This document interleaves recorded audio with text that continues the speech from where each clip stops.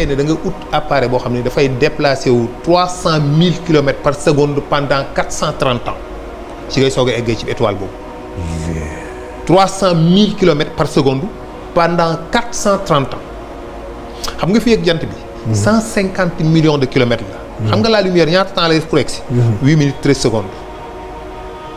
150 millions de kilomètres 8 minutes rek mu egsi 13 secondes léegi nag imaginez ngay déplacer wu vitesse boobu 300 000 kilomètres par seconde pendant 430 ans.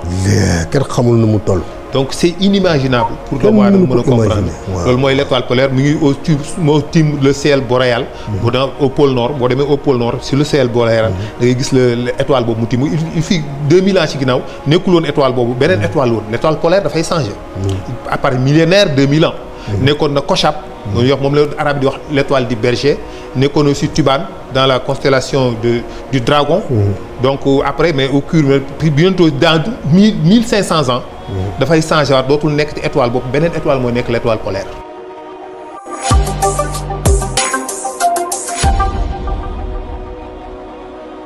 waaw vidéo boobu du l'étoile polaire. l'étoile polaire actuellement.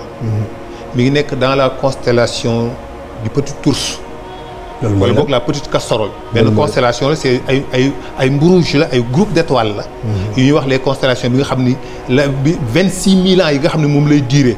temps boobu nga xam ne la ñuy wax la précision des équinoxes. les équinoxes nga xam ne dafay durer benn année boo xam ni 26000 ans lay durer. sur le axe de rotation de la Terre bi di redressé wu di jël pointé axe bi pointé wu ci beneen constellation. mu déplacé wu après 1000 ans 2000 ans mu ñëwaat ci beneen ki moo tax l'étoile polaire dafay changer.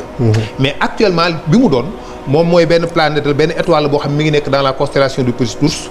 il est 2000 fois plus lumineux que le soleil. il est à 430 années-lumière. moom étoile polaire moo gën a leer. 2000 fois la gën a lumineux que le soleil.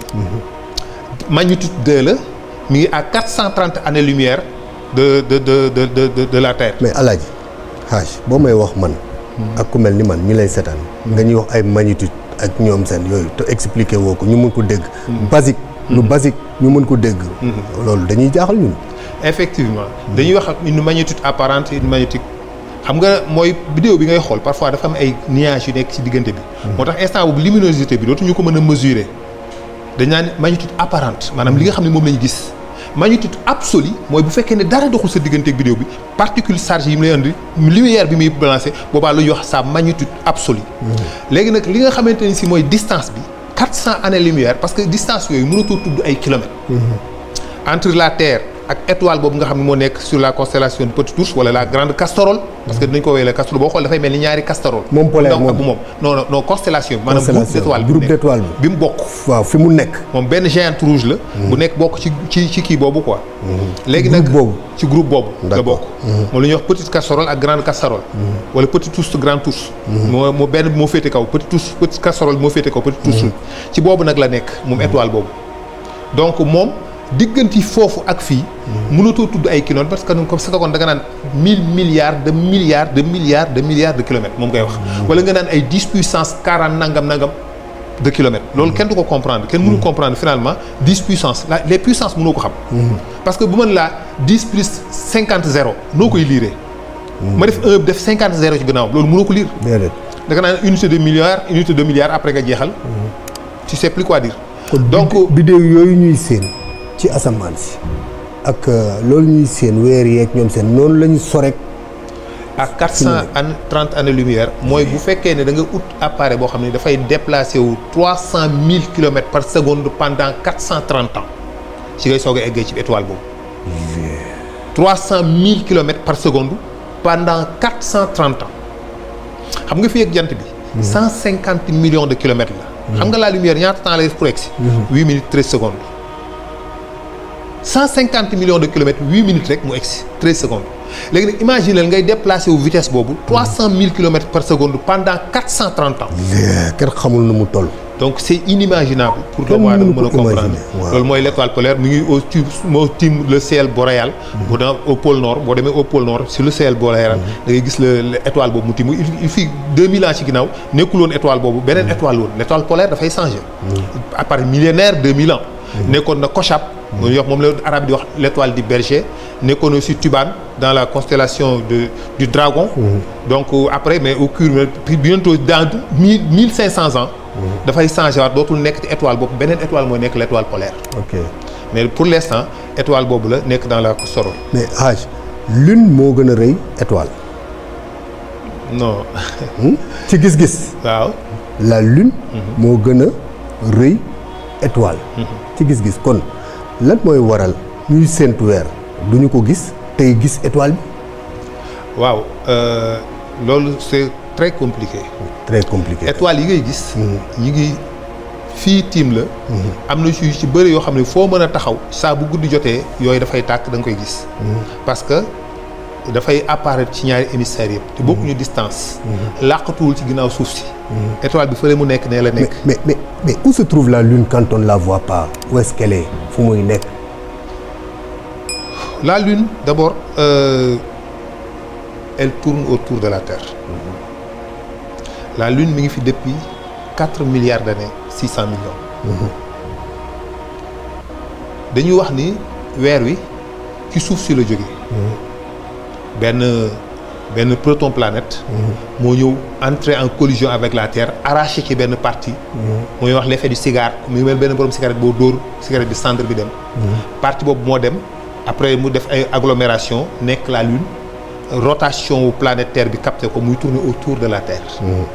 mais am nañu d'accord ni loolu la en tout cas amuñu ci benn théorie bu solide bu wéral ni weer wi ci suuf si la jógee.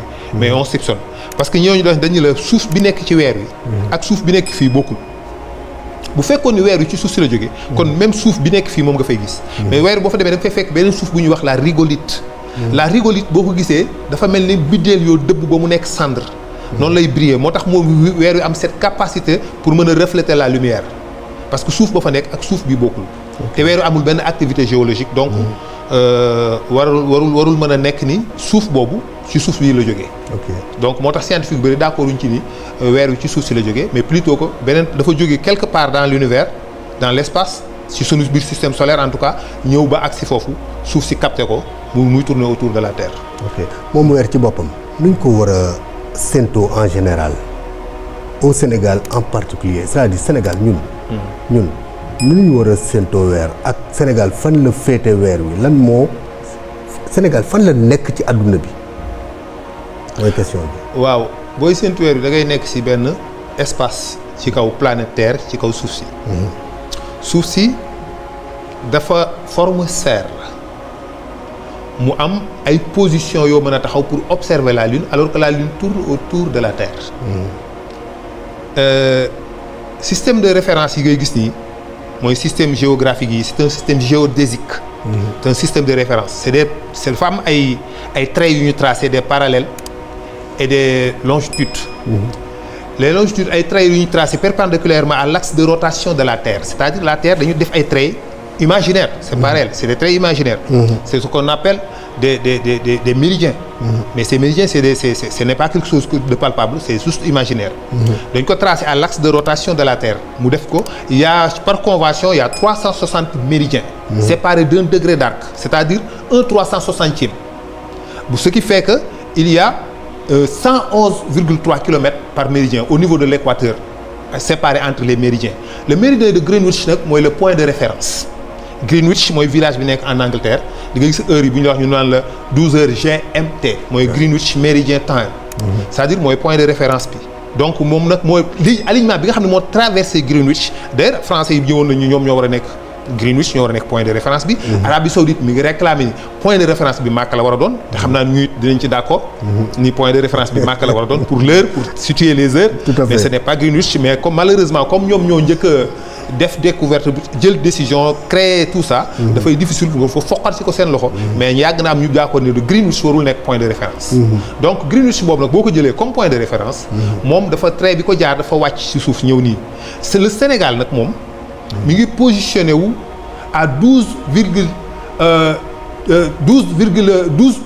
degrés. entre 12 degrés et 16 degrés de l'altitude nord.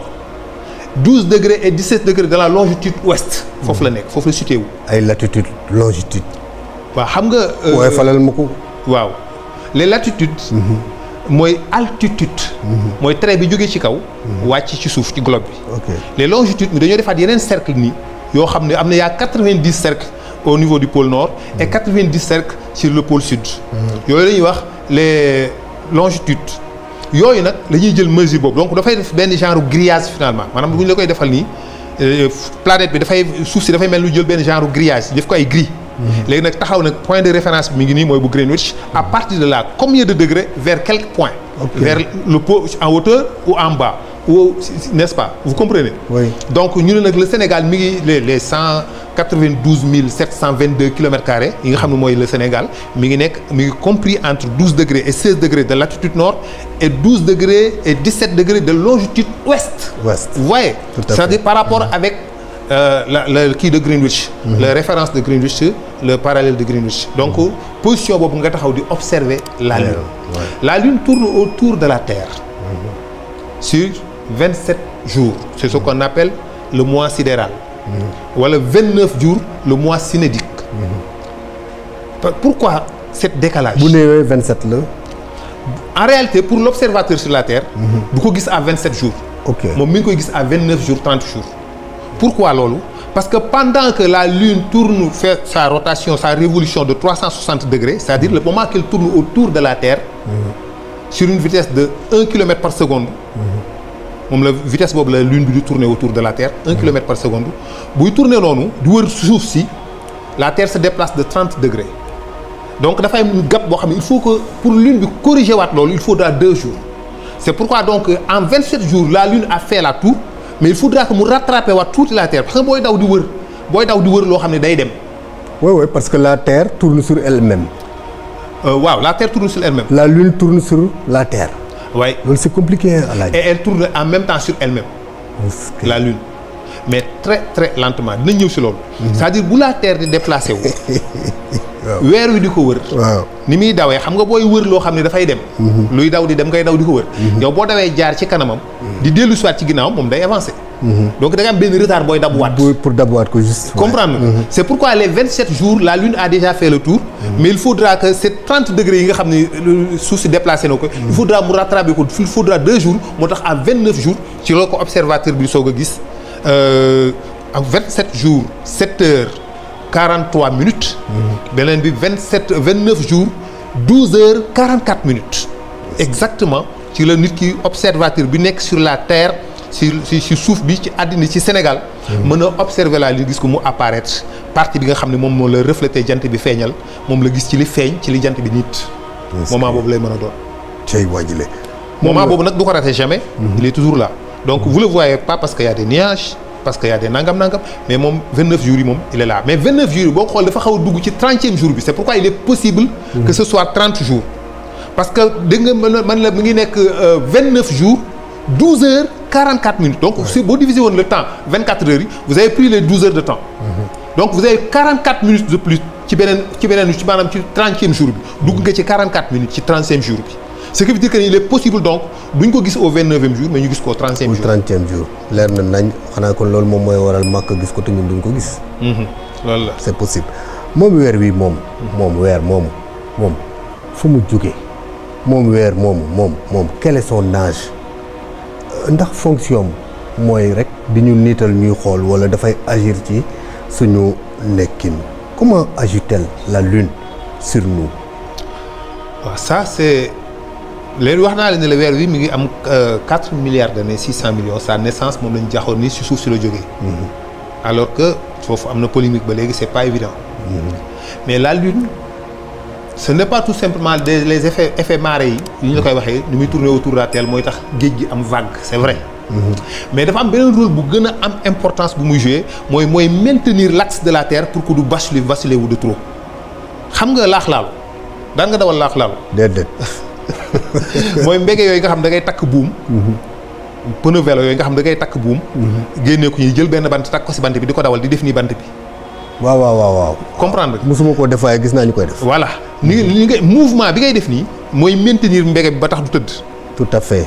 donc la Lune exactement noonu lay def dafay def nii suuf si pour que suuf si bañ a def nii maanaam bu la Lune disparaître woon suuf si day def nii day basculer wu nii bu baax a baax a baax. te boobaa dafa am ay effet dafa am ay jeexit ci comportement yi sur la végétation ci océan yi ci vesti dafa am ay débordement donc nit ñi dootuñu fi mën a dund day am ay dex yi dañuy génn ci seen i lii géej gi day déborder songu nit ñi et cetera. mais la lune moo koy maintenir sur son axe pour que du basculer wu de gauche à droite. donc nag mais mémoire bi nga xam dafa am pleine claire lune aussi. dafay am ay cañeer yooyu lumière boo mu yëndi dafay am ay jeexat nit ñi dañuy excité wu moo tax da ngay sa pleine lune bu amee da ngay sentir nit ñi dañuy excité wu dañuy bëgg tëb mais da nga ciy def ay rêve yu bëri aussi donc aspect métaphysique bu complexe bu si nekk aussi boo xam dafay tax nit ki dafay rêver souvent yoo xam ne ça il trouve pas très vite le sommeil waaye certaines bu effectivement du ñu mën a nelaw parce que dafa am ay jeexit yoo xamante ni si biologiquement dafay créer ay réactions chimiques ay beaucoup de choses yoo xam ne dina ko provoquer sur l'individu en tout cas cey sama waa ji damay dégg ñu naan dégg naa ko de ñu naan nabi xar na weer wa ñaar il aurait fendu la lune en deux afin de prouver sa prophétie ndax xam alxuraan andi na ko de mais am nañu ko gëm am nañu ko gëmul alaaji le monde scientifique lan la ñu wax ci loolu est-ce que c'est prouvé est-ce que scientifiquement c'est prouvé que ni weer wi mës na xar wallaay ndeysaan effectivement il y a des preuves scientifiques évidentes qui prouvent que ni weer wi dañ ko mas a xar ñaar mais lu tax scientifique yi nag gëmuñu loolu merci xam nga scientifique yi amuñu benn intérêt ci l'islam di am dëgg ñi nga xam ne ñoo yilif àddina bi ci wàllu woowu ils veulent pas que bëgguñu lépp loo xam ne dafay dëggal alxuraan ci ñoom ci seen gis-gis dafay tax ñu ne alxuraan la mu waxoon ñoom dañ koy éviter ils font tout pour que cela n'arrive pas parce que ñoom ay noonu alxuraan lañu waaye weer wi ils ont des preuves que ni dafa mas a xar quelles sont ces preuves scientifiques yi prouver que ni weer wi mës na xar waaw moom laa lay wax ni incha allah dafa am les preuves scientifiques sont là xam nga weer wi ni muy tourner autour de la terre dafay jox toujours benn face boo xam ne moom la lay jox maanaam côté bi ngay gis ci weer wi fi ñu bindu fàttilan boobu ñu daan wax bi ñuy nekk xale fi ngay gis noonu face bi ngay gis noonu mu jàkkaarloo moom ci weer wi dafay mel ni weer foofu rek la lay jox moo tax ñu bëri dañ jàppoon ñu weer wi amul rotation sur elle-même mais au contraire weer wi day tourner sur elle-même mais très très lentement à tel point que face bi mu lay jox toujours moom la lay jox lu compliqué la nag c'est très compliqué voilà c'est-à-dire tey jii bu benn objet doon wër benn objet bu am na fu muy toll kooku dootoo bu nit jàkkaarloo ak yow di wër benn cercle di wër kaaba gi waaw kay boo ñëwee gis nit kuy wër kaaba gi buy dem dalay wan ginnaaw buy dikk dalay jox kanam kon c'est-à-dire moom du jéem a tourner sur elle-même moo tax mais bu bëggoon toujours di jàkkaarloo ak yow buy dem dafay demee arrière di wër mais di tourner waat ni di orienté wu ba xam buy fëlaat day gis kanam gi est-ce que comprendre nga fi may waxee j'ai compris oui voilà c'est ça weer wi noonu lay def exactement loolu la ñuy wax une rotation synchrone dafa synchroniser rotation bi muy def daf ko synchroniser moo tax temps bi muy def pour tourner autour de la terre temps boobu lay def pour tourner sur elle-même le même temps bi muy def pour tourner autour de la terre temps boobu lay def pour tourner sur elle-même moo tax toujours même face bi la lay apparaître la lune du weer wi da ngay suñu wax ni la suuf si moo tax par exemple moo maintenir la lune autour de la terre pour certains ils disent que non parce que boo xoolee da ngay gis alxuraan di la wax ni la wa shamsu wa duhaa wal xamari iza talaha bu fekkee ni weer wi mi ngi topp jant bi kon da nga naan mais loolu nu mën a nekkee effectivement la lune tourne autour de la terre mais tourne en même temps autour du soleil et que la terre elle-même aussi tourne autour du soleil ñoom loolu la ñuy wax une verrouillage gravitationnel c'est-à-dire la terre le soleil moo maintenir ñoom ñaar ñëpp autour d'elle ce n'est pas le puits gravitationnel de la terre qui maintient la lune autour de la terre mais c'est la déformation de l'espace la courbure de l'espace créée par la masse de soleil moo maintenir la terre et la lune ensemble ñuy voguer autour du soleil c'est pourquoi le soleil moo téye suuf weer wi moo tax weer wi tourner autour du soleil moo koy leeral itamit moo koy leeral aussi également weer woowu nag moom la nabi xar quelles sont les preuves dafa am scientifique dañuy gis ci kaw weer wi ay genre canyon ay cravaches des fissures ay xar-xar yoo xam ne c'est des milliers de kilomètres autour de la lune mais gis nañu kii yooyu dafa mel ni dañ ko suudewaat lu ñu suudewaat la NASA dafa ni du samay wax de waa NASA ñoo ko wax dañ ni l'aspect les soudures lunaires l'aspect des soudures lunaires nous rappelle étrangement des soudures entre deux objets métalliques. C'est pourquoi nous pensons NASA ñoom ñoo wax ni. NASA ñoo wax ni. li ñu gis façon suude bi ñu gis ne. suude ko weer wi waaw daf lay fàttali. voilà soudure bi am ci diggante ñaari objet métallique ni nga ko soudé noonu la mel teg. est-ce que. ñu ne moo tax ñu jàpp ni y a un assemblage. est-ce que dégg wax bi ni mu grave. dëgg na c'est pourquoi nous pensons à un assemblage. c'est-à-dire loolu NASA moo ko wax du samay wax moom. waaw waaw bien sûr. donc kon ça veut dire que dafa xaroon ñu assemblé ko xam nga la moo tax soudure boobu nekk ci. boo jëlee ñaari objet nga entré ko en collision une puissance imagine toi que bu weeru xare. am benn force bu incroyable bu jël ñaari parties tàppe ku tës. dafa am benn cendre buy génn ci diggante fissure yooyu. est-ce que nga xam ne li may wax. cendre boobu la moo génn déposé wu ci kaw. moo tax mu jox aspect soudure boobu muy niroog soudure. la lune amul activité géologique amul vent. donc loolu waru fa mën a nekk lan moo ko fa def. lu ko fa def. subhanahu wa taala. yàlla moo ko fa def. iqtarabati shaa'atu wan shaqqa al-qamar. lu mu ci jublu. weer def ko xam pour def kéemtaan wan nit ñi ni Seydina Muhammad sallallahu alayhi wa sallam mi ndaw la loo xamante ni si yàlla moo ko yónni.